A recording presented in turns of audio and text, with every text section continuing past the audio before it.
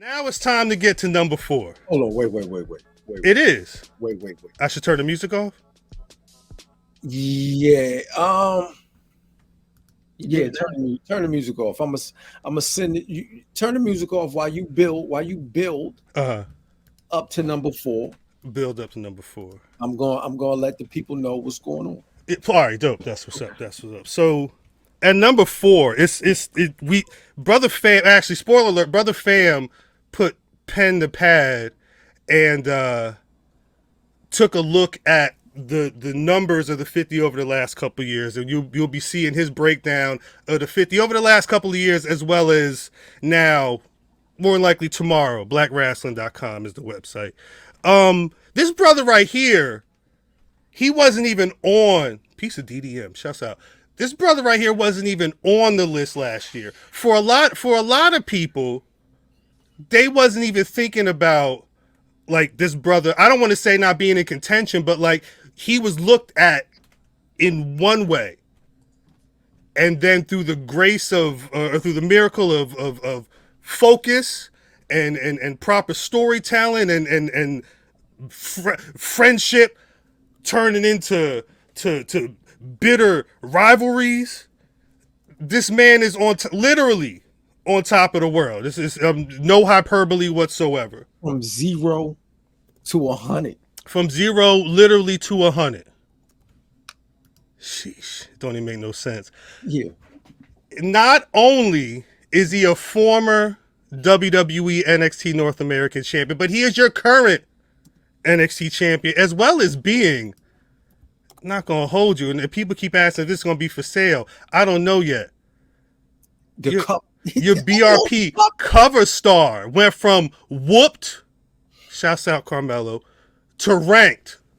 What y'all think about this? What would you think? Like if, like, you know what I'm saying? Like if we, like, yeah, because we do this, we talking to the earth. Like, what you think Yo would say? You know what I mean? If he knew what his spot was.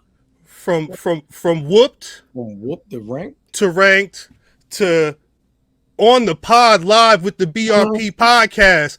Welcome to the stage, Brother Fan, please. NXT Champion Trick Williams.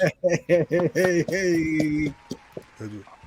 Whoop that trick. Whoop that trick. Whoop that. Are we? Is that copyright? Can we not do the? If we do the whoop that trick, is that a problem? Man, you already know, man. We didn't originate. Shout out to my guy Al Capone. He lended us a chance. So, man, we good here. That's you talk about your connections. I want to say it's been interesting to see a lot of, like, when I see you, especially when you've been shining on our NXT TV. The dope part about Trick is you remind me of, like, you look like somebody like you know, he in football, he about to go up university next year. Like, he about to be, don't mess with, he about to be a star. You know what I'm saying? Like, you feel like one of them cats that's in the community. He about to be somebody. And I think, I mean, correct me if I'm wrong, the Performance Center let the world know that that's how you should be feeling. But it's been dope because you've been making sure that, like, Arsenal's been down there. When I saw you in Philly, it was always you and DNA. Tay Rock was around. Like, you a battle rap fan, you a hip hop fan. Talk about your appreciation for hip hop and so having those people around you right now during your, you know, this time in your career. Oh man, I mean, it's super dope, you know, because like you said, man, I've been watching battle rap for a long time, like probably since I was in middle school. I don't know if y'all remember a dude named Reed Dollars. Yes. We old. Yes, Reed tough, man, and like that's when I first really got introduced into battle rap, and then, like, you know, I just kind of kept up with it, and then, you know, of course, Arsenal, DNA, they had that battle, Arsenal, Shadi Aura, and, like, man, I always thought, man, Arsenal was like most ruthless, craziest, most meanest individual I probably ever seen in my life, and then come to find out, man, he stayed right here in Orlando, you know, and the love is mutual, man. He loved wrestling, and like if you watch battle rap, they always saying WWE bars all the time. Facts. That's a fact. All the time. So, man, you know, it was mutual respect. I think DNA, I can't remember if he reached out first or I reached out to DNA. But, you know, he had a podcast as well. And I'm like, bro, that's pretty tough. Cause I've been watching DNA for a minute. He linked with Tay Rock and everybody like that. And of course, they big supporters. Shout out to Lady Caution. Like, they love what we do here. And a few of us, we love what they do too. So the love is mutual. So how was that? How was your first? I'm not sure if that was the first event, but that was the first event that we seen you on. I'm like, yo, who is that with the vest on and no shirt? Right. You think he me? Me. So how was that? How did that feel being at your first event, frontline or center? Man, you already know, Matt. Like, you don't want to be. That's the wrong place to just show up and be in the front. So when I went, I was just going to show love. Like, okay, this is my first battle rap I actually attended. And they pulled me right up to the front. They're like, "Oh, we want you on the camera." And out of respect, I was there. But I'm like, man, this is a dangerous place to be. Like, front row at a comedy fan. I didn't really try to be no target practice. But bro, it was love though. You know what I mean? Like, them dudes, they some solid dudes, man. Like, we went out to eat that same night. We saw that special with Charlie Clips, and Charlie, he paid for the whole table. And I'm the type, I don't really like for people to pay for me. I was just taught that at a young age. You pay, nothing's free. Don't expect nothing for free.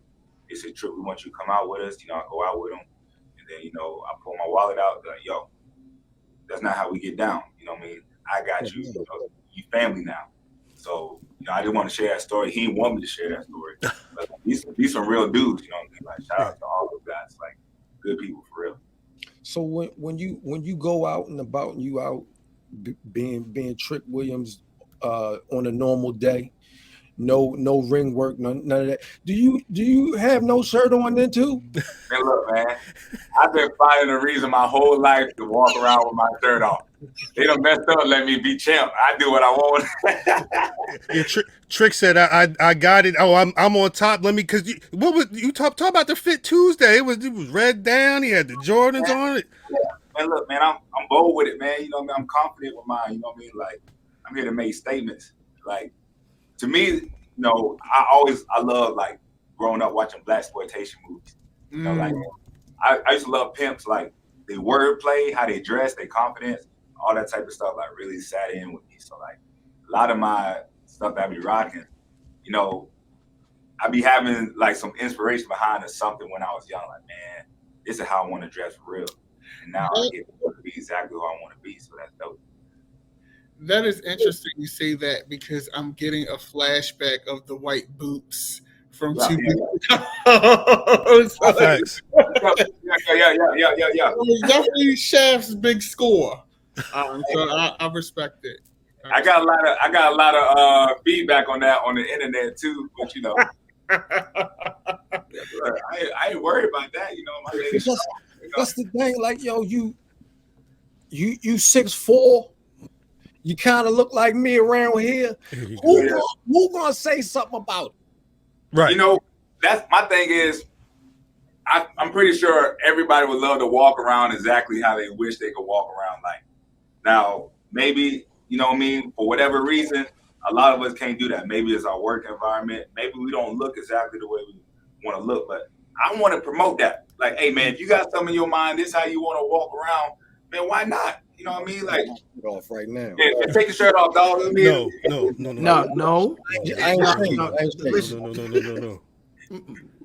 I don't want to. I will take you. I will take you out of here, Math. I will take you out. No, just kidding. But the people who love it, they're gonna love it. If they're not, then they have something to talk about, man. That's all good. That's a fact.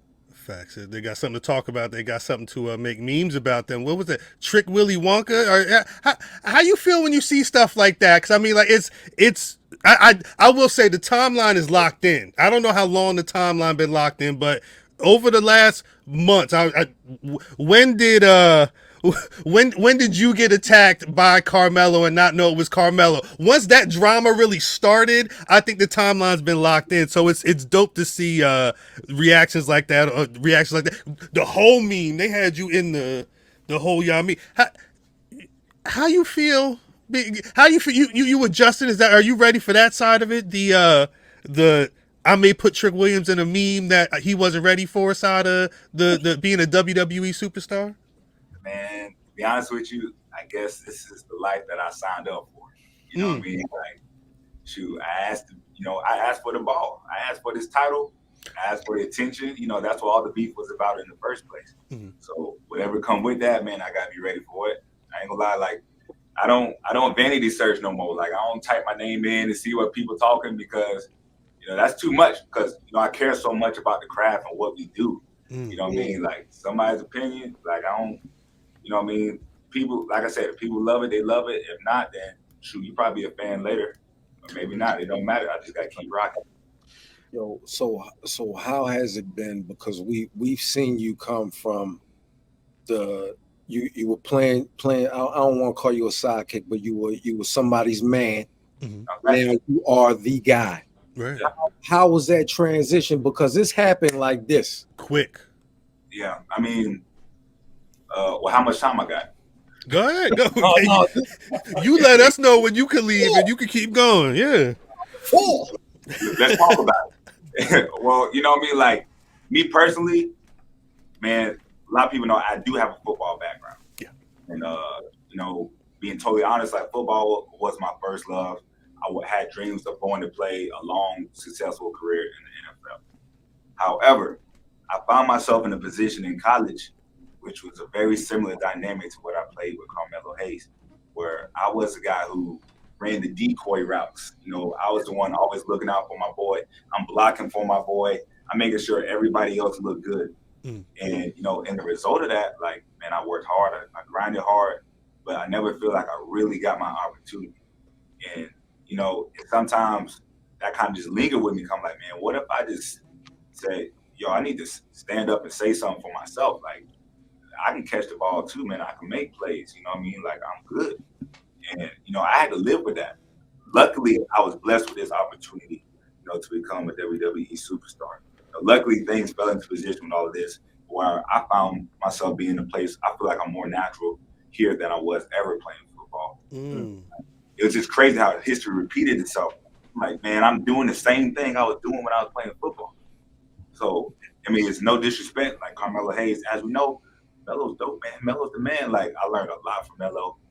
And, like, he put me in situations where I wouldn't have been there if I wasn't the Robin to Batman. I got to feel what the big crowd was like. I got to feel what Stand and Deliver was like without having the pressure all on me. Right. All I had to do was go cut the intro promo. Then I can kind of sit back and just, make sure my boy do his thing.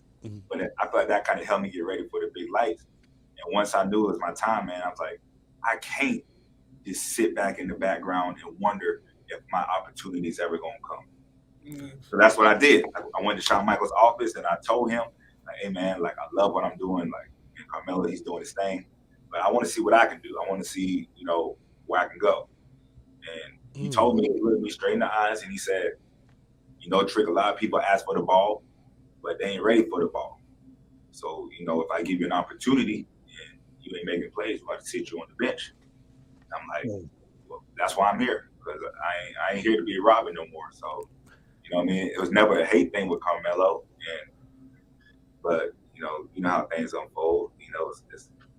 That's the price. Yeah, you had to kick his ass. I understand. A couple times. Right. Listen, when you have to go in and talk to a Shawn Michaels and look him in the eye and say, "Hey, listen, I need that rock."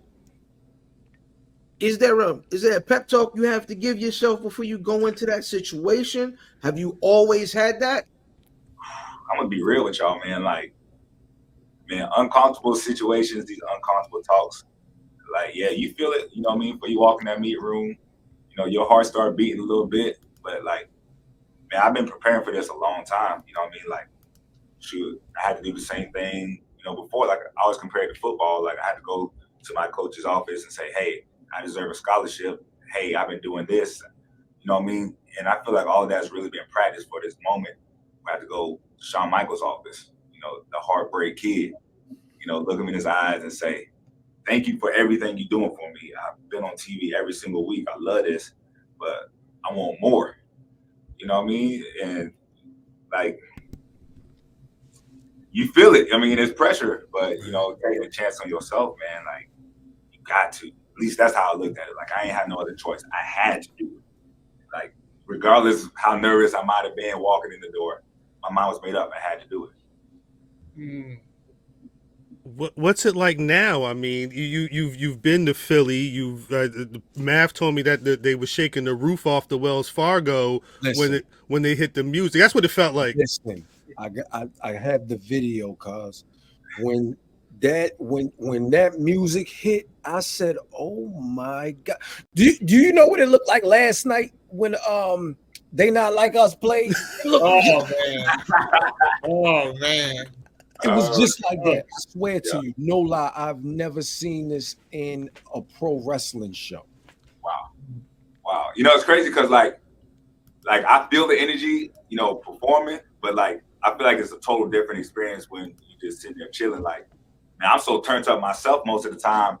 I'm not really soaking it in. But man, for real, it's crazy, man. Like, man, it's just a blessing, man. It's a blessing, you know what I mean? It caught heat. And shoot, I just got to keep rocking with it, man. So when that first happened, right? So to whoop that trick chance, because you know, I automatically go to a certain film.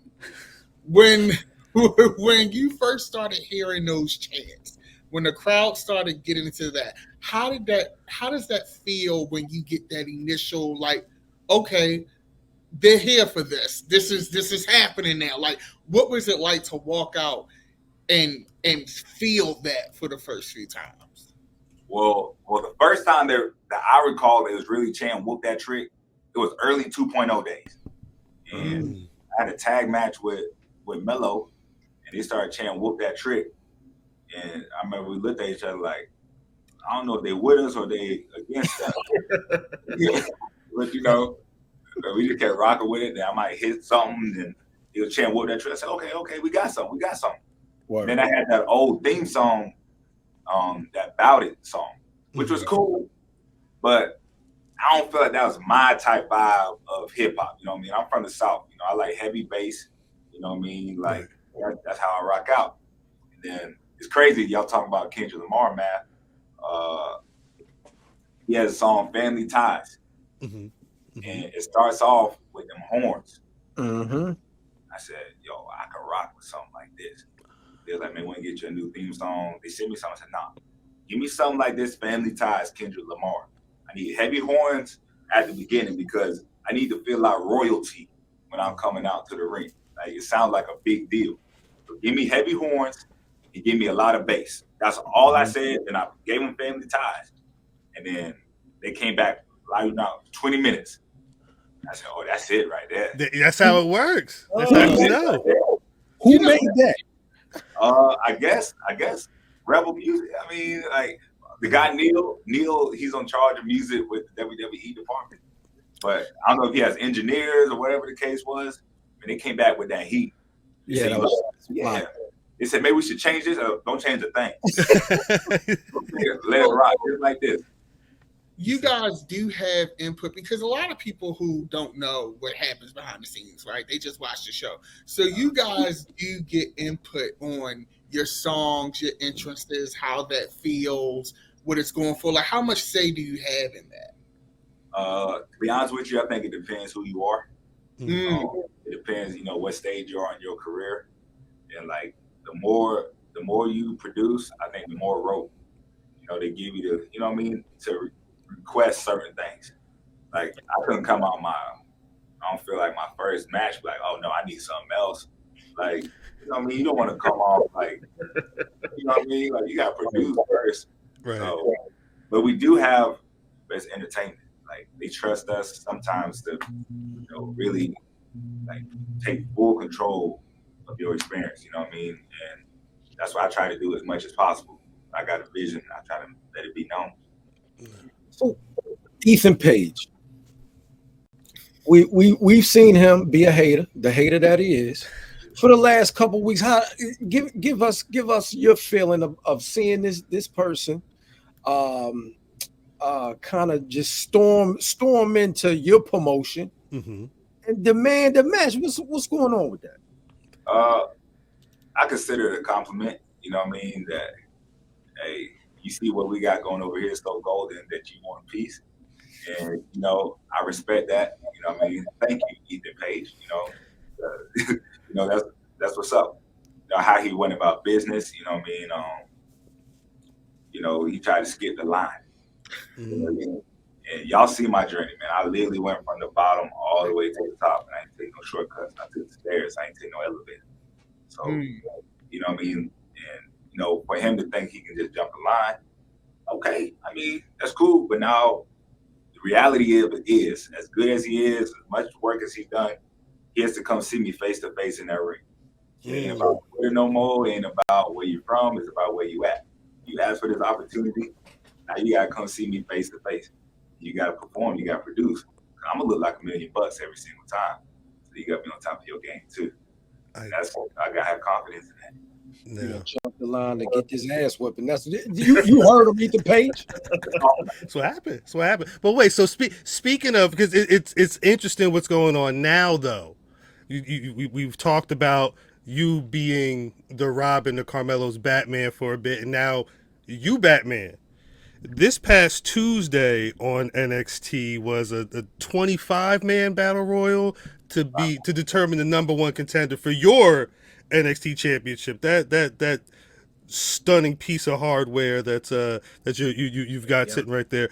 And I at the end of that match, it was a crazy back and forth because I love Javon Evans. Word. Sean Spears is a problem, and it was a multiple times I'm like, nah, he may not make it. So when Javon got the win, I was like, yes, but then I was like, he got to face Trick.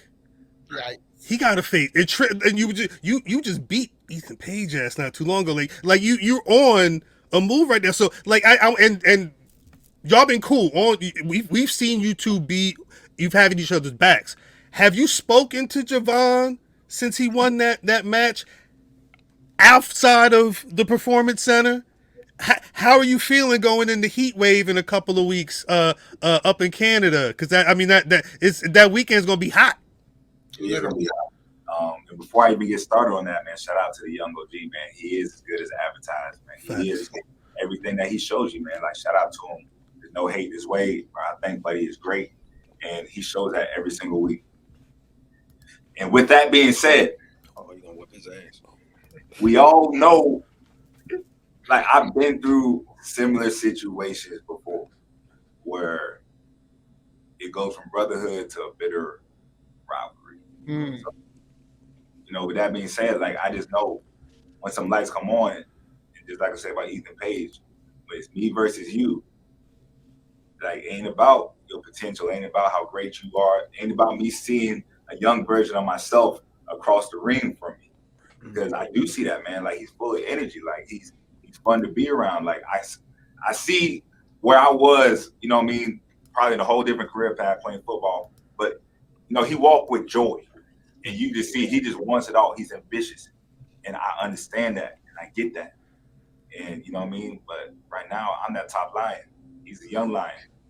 And that's just what it is. And the chips will have to fall where they may, but I'm going out there to put it all on the line every single time.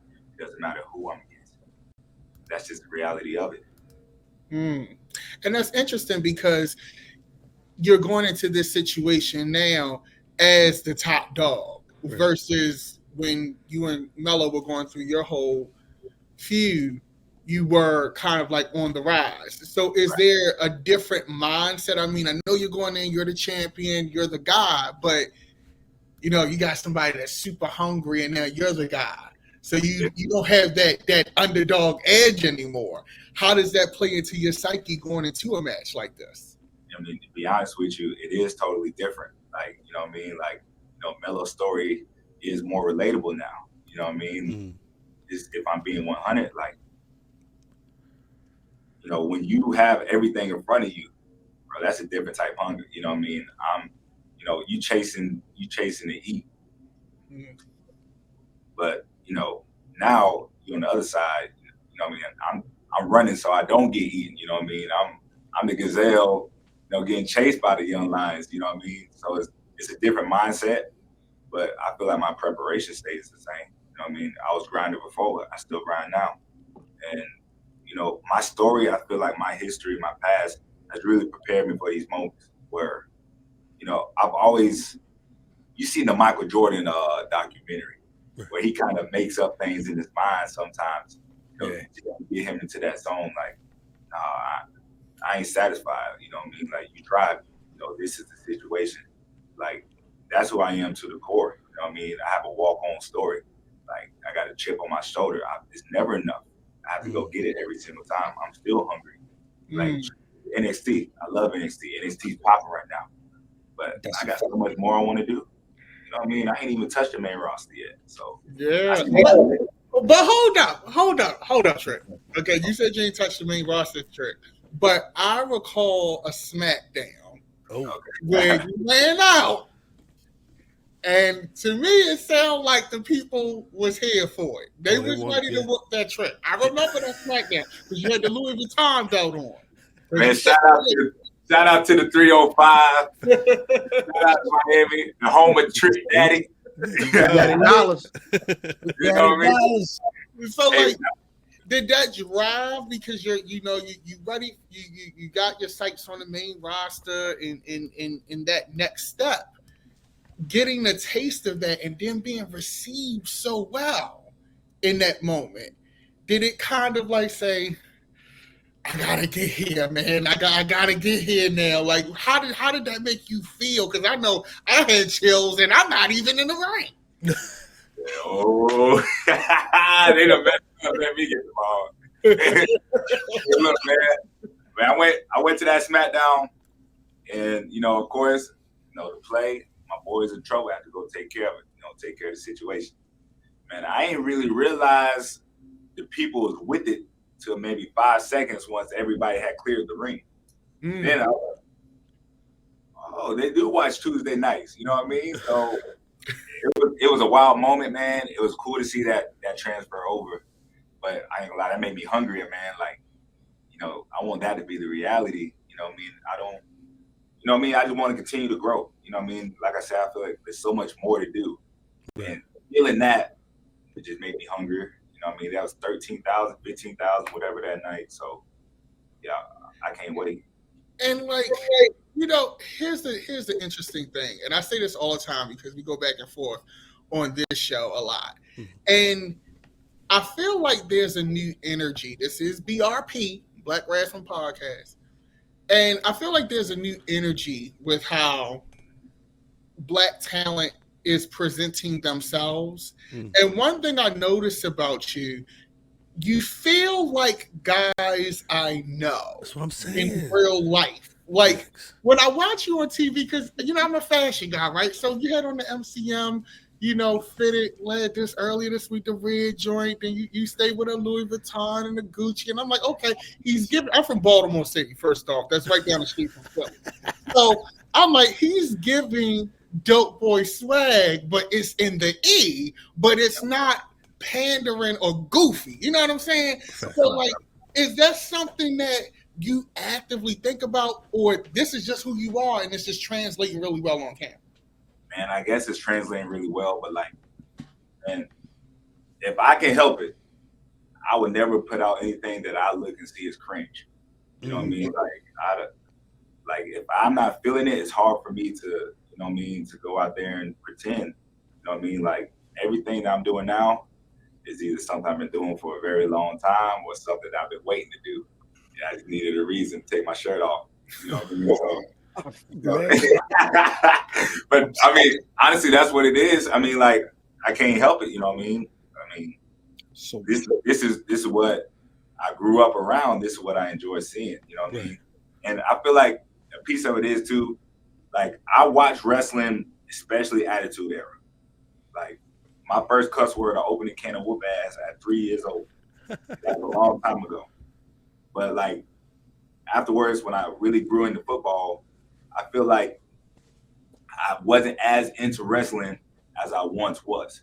Yeah. So my vantage point of wrestling might be a little bit different than, you know, other people on the roster even. You know what I mean? Because they grew up into it, and their idea of what's normal is probably a little bit different than what my idea of normal is. You know what I mean? Even the promos and stuff, like, you know what I mean? I don't try to cut just a wrestling promo. I try to cut a relatable promo that I feel like everybody can understand and everybody can enjoy. You know what I mean? I try to take wrestling out of it. I want to be the most entertaining, the most charismatic. I want to be fly. I want to be wrestling fly. I want to be fly, period. You know what I mean? That's how I'm looking at it. So when you talk about being fly and not putting out anything cringe, how did or one of the be involved in like great angles and things like that. The Last Legend story. Shout out to Go ahead, speak your piece. How did we get here? How did we get here? Let me choose my words very carefully. I mean, shout out to Last Legend, man. I mean, even though she put me on ice, but you know, it's nothing but love for Last Legend, man. She's amazing. And y'all seen her work yesterday, man. She's really one of the best to do it. Yeah, she's working. Facts. It's just a matter of time before she gets the ball. So, you know what I mean? And she go viral every single time she on TV, man. Like she just a walking highlight. So, and shout out to Last Legend, man. She's the GOAT. The parallel between you two That's what I'm saying. Amazing. Like honestly, we watch you put in the work and we're watching her put in the work. You came from football, she's coming from basketball. Mm-hmm. Yo, it's amazing, bro. And it's just like Dap is saying, it's a whole new energy and I'm loving it. Thank God that y'all are where y'all at. Facts. Hey, I appreciate that. Like I say, I don't put nothing on TV that I ain't feeling for real. I'm gonna leave that right there. I like that. I like that. I love that. Don't give him nothing. No. Don't give him nothing to run with. No. I'm talking about him. Oh yeah. This is the salt and pepper crew don't need to be. I love Lash. I saw her in Philly at WrestleMania. Look, he blushing. He blushing. Hey. Look, it's because it get on TV. It gets hot on. Like I said, it's gonna get hot. Heat wave next month, but it's been hot on TV. Wave next month. That's what we wanted, man. Turn the pressure up. Make the people give them something to talk about. Well, when I see stuff like that, it makes me think about the future because we're in June right now. We're only a couple of months away from NXT going from one network to the CW, which anybody with a Roku, boop, there goes CW right now. Are you I imagine that you've already got you've got a certain amount of WW universe plus black folk being in the black folk appreciation going on right now. But I mean, you can hit another level. It could be a situation where it's just like, oh, check out this fellow on the 8:00 show on Tuesday nights, whatever. Are you thinking about are you thinking at all about that jump to a different network and what that could mean potentially for you, NXT, everything in the future, the near future? I am and I'm not. Shout out to USA Network, shout out to CW. I see all the potential and all, there's a lot of good stuff that can come with this deal. But me personally, I'm the type of guy, I gotta stay exactly where I'm at in the moment. I gotta focus on today. Shoot, man, I got a match tomorrow in Venice, Florida. Might be 400-500 people. I'm trying to give them the best match possible because if I get too far ahead of myself, the way I'm built, I'm gonna go deep and now ain't no telling what I'm gonna do. Now I'm just out there tripping. So I gotta stay focused on what I got in front of me because tomorrow you never know what's gonna happen tomorrow. That's true. So I mean, with that being said, I can't wait for the CW network. I would love to be the face of the brand. I love to take it company to new heights, and I can't wait to do all these things. But I try not to just get too far. I feel you. I gotta get ready for tomorrow. 100%. Are there you talk about keeping your head on straight and everything, and you mentioned earlier, speaking with Shawn Michaels. I know a lot of people talk about having conversations with Shawn Michaels, but there's a number of people that are down there at the Performance Center that could give you a lot of insight. Who are some of the other people that you draw on when you're trying to get conversations going and thoughts going about your craft in the world of pro wrestling and sports entertainment? Man, of course, Booker T. I mean, mean, shout out to Booker, man. He keep it funky with you. You know what I mean? He ain't gonna sugarcoat it. He ain't gonna tell you what you want to hear. He gonna tell you the truth, and I appreciate that. My personal coach, who I train with every single day, Terry Taylor, Okay. formerly known as the Red The Rooster. Red Rooster, yeah. But man, good dude, man. Like literally, you can tell like he puts the hours in with me personally as a superstar and helped me, come a very far way. Mm. And I say those two are the main ones. Shout out to Matt Bloom. He's the head coach over here, of course. But those two especially, Booker T and Terry Taylor. Okay. What's the best gem you've gotten from Terrence Taylor? That's good. Man, just be a star. You know what I mean? Like everything he preaches and everything he tells us is how to be a top guy, not how to be in the mix. You know what I mean? Which probably, helps with my way of thinking anyways. Like, yeah, I need to go holler at Sean because I don't want to just be in the mix. You know what I mean? Like every time I hit you, it should mean something. He talks about the righteous hand of God's benches. When you pull it out, that means you mean business, and somebody needs to be laid out every single time you pull out that hand. We ain't throwing away nothing. You know what I mean? But just that simple concept of, I'm a top guy. You know what I mean? Like I ain't like everybody else, and that's because I mean what I do, and I'm taking this business very serious. I'm not here for fun. I ain't here to just go through the motions. Like everything I do, I ain't trying to do 1,000 things. I'm trying to do what I do very, very well. And just that simple concept, but apply it to everything. How you walk to the ring, how you walk from the ring. You know what I mean? Like, are you doing regular people things? Like, are you trying to fit in with everybody? Or you going to be one of the few that's able to reach new heights? And that's what I'm trying to be. That's what he's big on. Be a top guy. And that's so ill because what you're basically describing is artist development. And I feel like a lot of times, especially in all forms of art, because you guys are artists, right? Like what you do is art. It's not wrestling, it's art. Mm-hmm. And a lot of times on the show, the people, I say it all the time, this is theater, this is a production, this is show business. Yes, it is athletics. But what I love about the direction that NXT is going in, and I think you're really a shining example of this, is seeing people who are coming with intention, who are coming with a point of view. A lot of you all, it's the best looking roster to me in wrestling right now. Best looking roster in wrestling. But is there an energy in the locker room? Because we only see what we see on the show or when we go to a live match.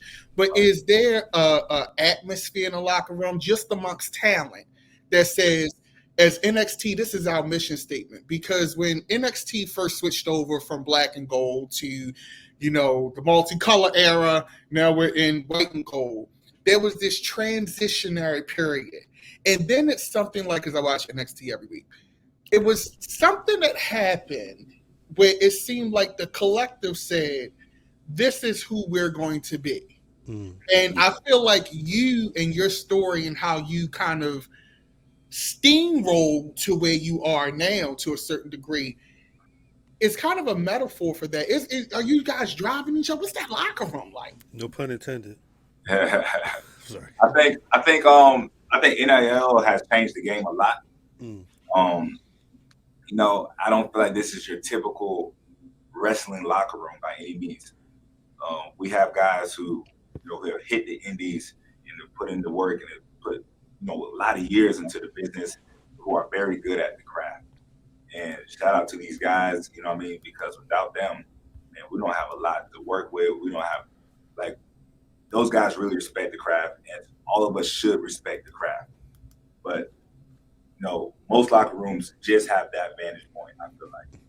What's special about NXT is we have people who, who come in from all different trades of life. We got people who come from purely martial arts. We got people who come in from football, volleyball. We got people who come from track. We got people who, they just offer different opinions. And sometimes, it's great. Sometimes you got some fine tuning to do here at NXT.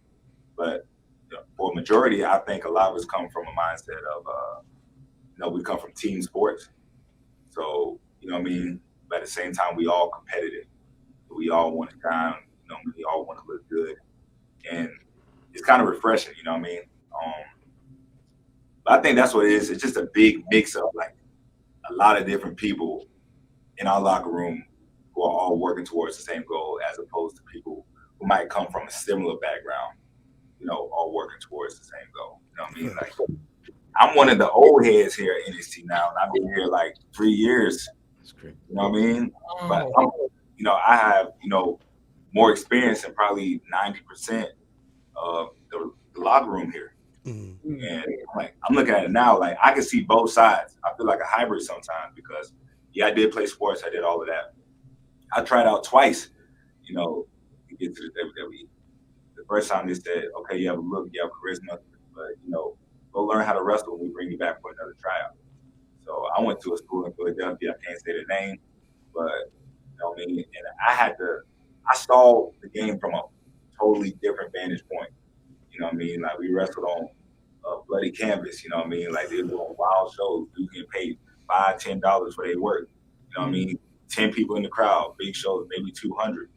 And, I feel like those guys that I met then, and that appreciation that I learned of the craft way back then kind of helped me get into the business to where I am now.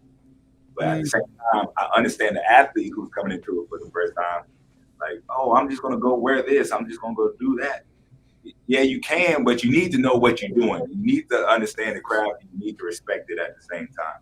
So, like, I don't know. I feel like I can see both sides. I feel like that's what makes NXT very special because we have a little bit of everything. But at the same time, everybody's hungry and everybody wants the top spot. That's facts.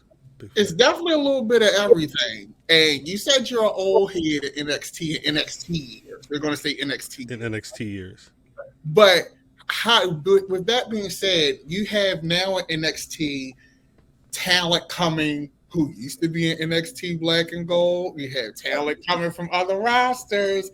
And, you guys have your hub. How is that working in the locker room and just in general having, veterans come in, but you also have this new batch of recruits? Like every year we got this hot new batch of recruits. We got, the Good Brothers coming down. You got Overfemi popping up over here. You got you holding down the ship. How is that working? The people want to know, like, what is that like? Yeah. Well, first of all are welcome. All locker rooms, you can come to your boy for the title. I mean, we love it.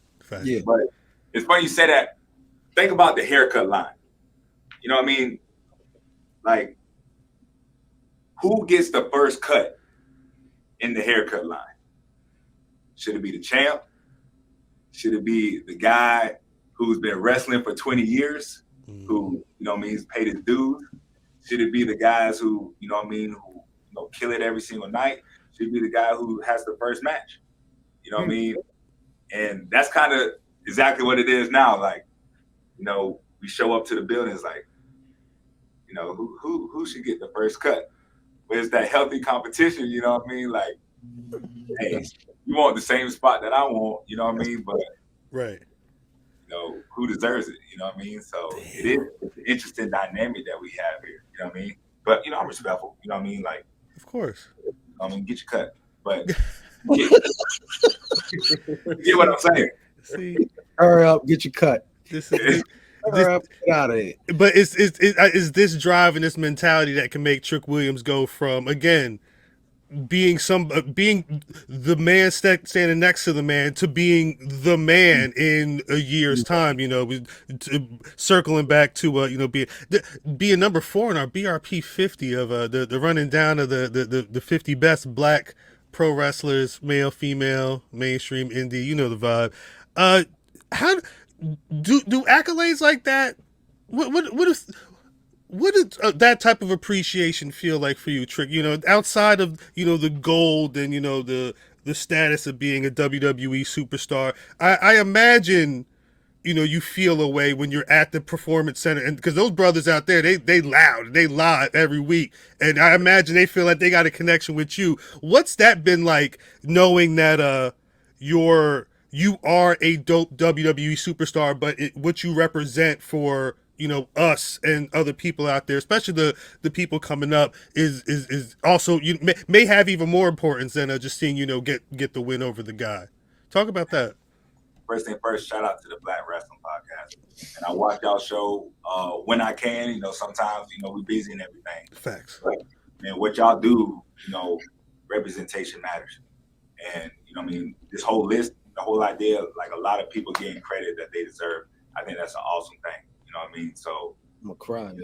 That being said, being number 4 on this list, like I heard you say before I got on, like last year I wasn't even on the list.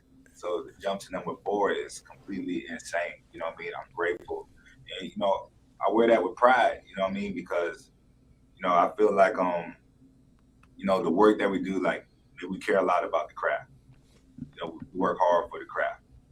And ultimately, like, you want a legacy that's going to carry on a long time when I'm even done with this. You know what I mean? Like, that's why things like this is so important. Like, things like gold is so important, man. Facts. Like, the impact that we allowed to make in society, I think is dope, man. So, man, I appreciate y'all showing love, doing what y'all do, not just for me, but for everybody.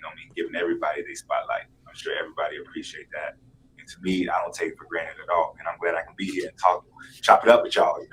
I'm glad we could make it happen. I feel bad because we not only do we got to get to the rest of the show, we got to get to the rest of the top 5. So, brother Trick, we ain't gonna kick you out because you'll kick all our ass. No, I saw you with Philly Trick.